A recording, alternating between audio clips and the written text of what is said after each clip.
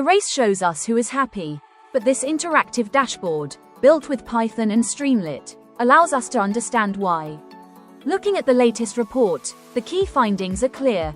Finland once again takes the top spot, with its Nordic neighbors, Denmark and Iceland, rounding out the top 3. This isn't a coincidence. When we look at the recipe for Finland's happiness, we see a balanced profile. While its GDP is strong, its score is massively boosted by world-class levels of social support and a very low perception of corruption. This advanced ranking table lets us filter and search the entire dataset. For any given year, we can see the full list of countries and how they score across all the key metrics. It's a powerful tool for seeing beyond just the top 20 and understanding the full global landscape. But what if we look at the world through the lens of a single factor? Let's select social support.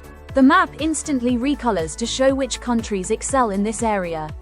Unsurprisingly, the Nordic countries light up, but we also see high scores in other parts of the world, proving that strong community bonds are a universal path to well-being. Now let's switch to generosity. A different pattern emerges, highlighting the nations where citizens feel they have the most control over their own lives. This brings us to the age-old question: does money buy happiness? This scatter plot gives us a clear answer. As a country's GDP per capita goes up, its happiness score rises sharply, but only to a point. Look at this cluster of countries at the top. They have vastly different levels of wealth, but similar levels of happiness. This proves that after a certain level of economic security is met, other factors like freedom, health, and social support become far more important. Finally, this comparison chart lets us see the unique happiness journeys of different types of nations side by side. At the very top, you can see the lines for Finland and Denmark. They start high and stay high, representing the consistent, world-class standard for well-being. Now, look at the United States. Its line is also high, but noticeably below the Nordic leaders, showing that immense economic power doesn't automatically translate to the number 1 spot in happiness.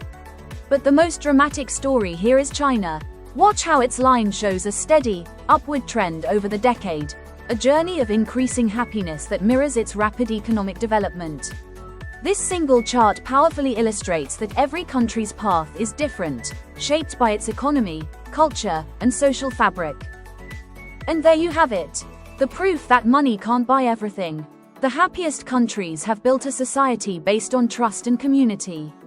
I'd love to know which country's ranking surprised you the most. Drop a comment and let's talk about it. If you enjoyed this video, do me a huge favor and hit that subscribe button so you don't miss our next data story. You can also watch our deep dive into global military spending by clicking the video on your screen now. Thanks for watching.